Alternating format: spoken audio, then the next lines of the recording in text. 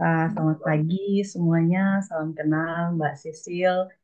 Selamat buat LOE-nya. Memang seperti kata Uda ya, perlu dirayakan gitu karena mendapatkan LOE itu kayak sesuatu yang em, seperti apa ya, puncaknya gitu loh setiap usaha yang kita buat sebelum akhirnya kita bisa melamar ke LPDP gitu atau beasiswa apapun yang lain. Jadi kalau saya bisa cerita, jadi saya itu em, ikut kelas persiapan S3 itu dengan mentornya Uda Fikri ya.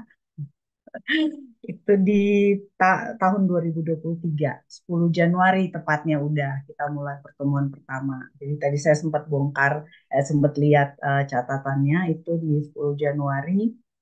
Jadi itu memang saya di posisi lulus beasiswa LPDP itu di 2019.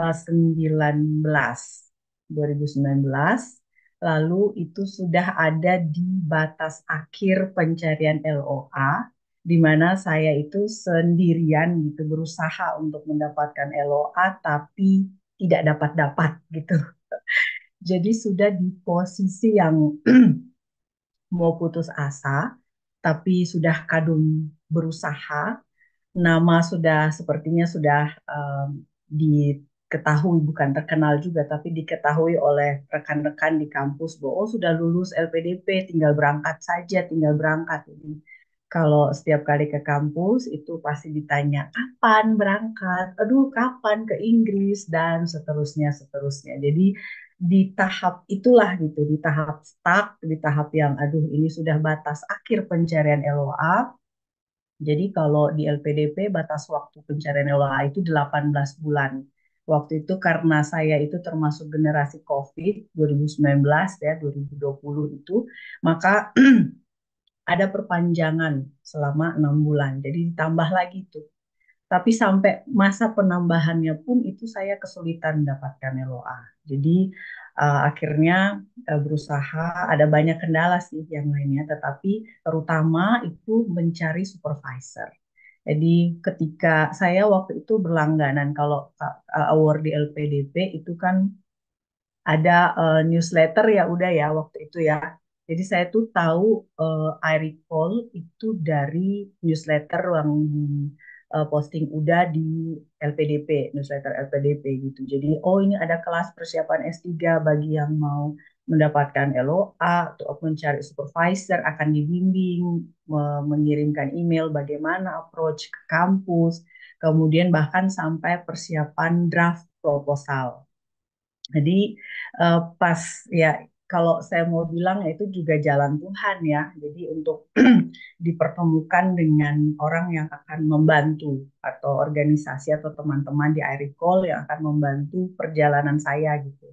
Jadi akhirnya setelah itu langsung kontak kontak udah tanya-tanya, itu sudah daftar dan kelas pertama itu di 10 Januari 2023. Jadi 10 Januari lalu 2 bulan ya udah ya sampai Februari.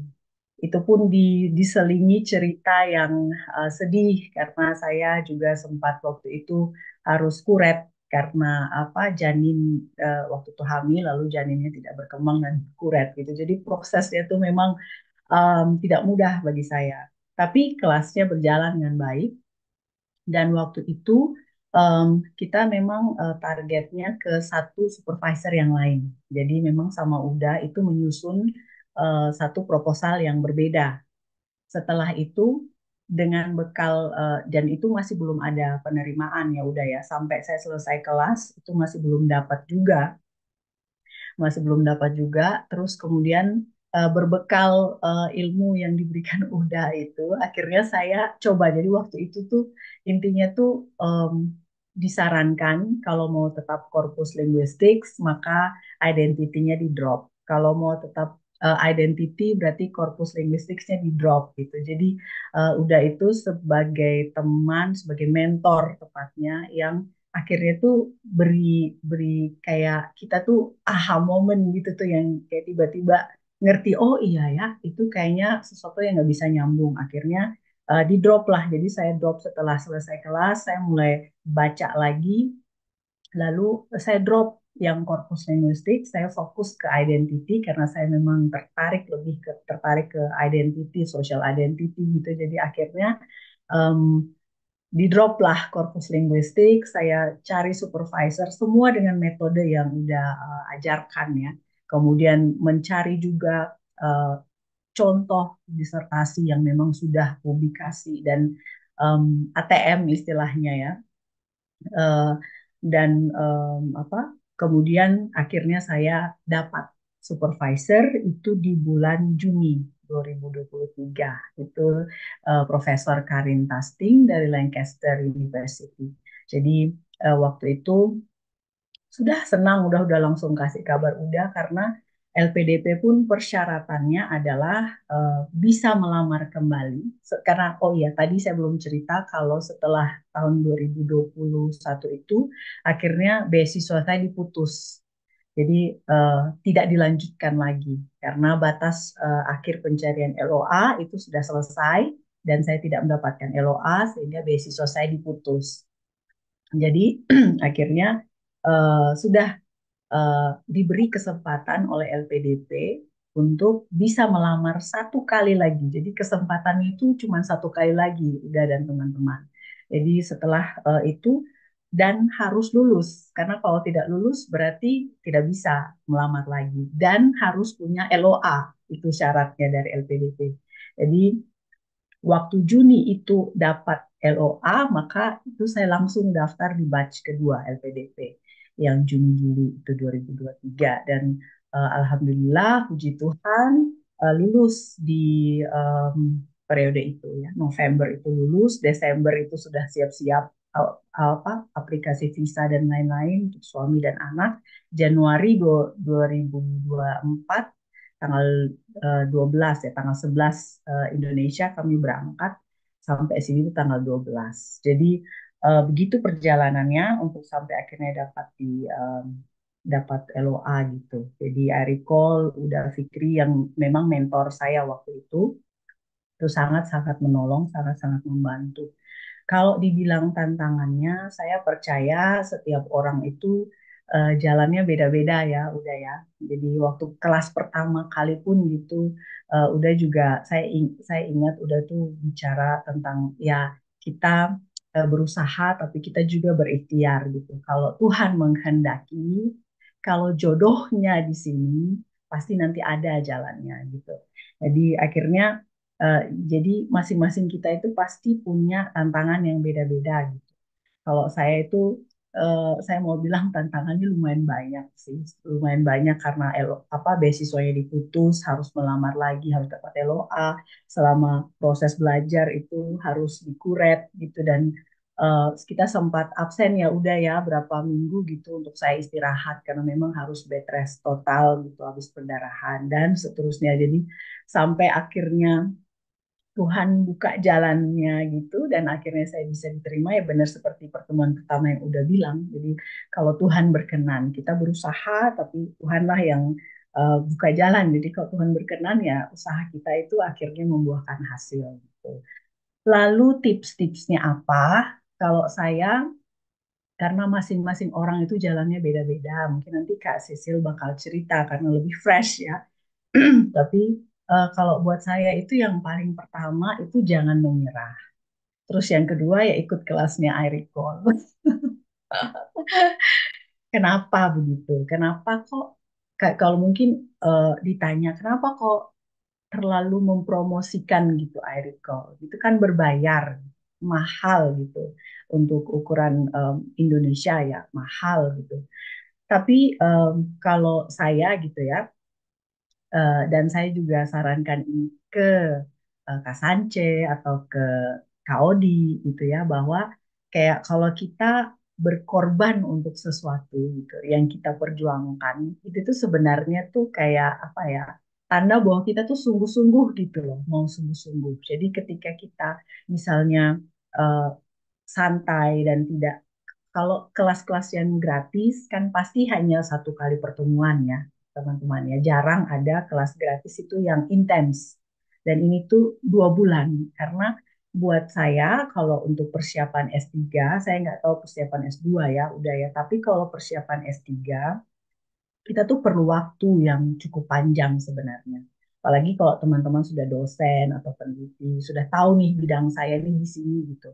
Kita tuh sebenarnya cuma butuh waktu untuk benar-benar dibimbing dan tenang untuk refleksi. Kita itu mau fokus kemana nih? Kita mau fokus kemana? Jadi kelasnya Kairipol, kelas persiapan itu akan sangat membantu kita untuk mengarahkan nih riset kita ini akan kemana gitu. Jadi kita nggak mengambang gitu, kita nggak tahu kayak saya gitu ya. Saya hanya mau meneliti tentang korpus dan identity gitu, tapi saya nggak tahu mau ke universitas mana atau saya mau tahu supervisornya itu siapa gitu. Tapi ketika dibimbing kita jadi tahu, oh gini loh cara cari supervisornya, oh gini loh cara bikin draft proposal yang uh, sudah jelas gitu karena setiap penelitian itu pasti sudah pernah dilakukan sebelumnya ya seperti kata Uda tidak pernah ada penelitian yang belum pernah dilakukan sebelumnya sehingga kita itu bisa kemudian itu memposisikan penelitian kita itu di mana gitu yang S3 khususnya ya.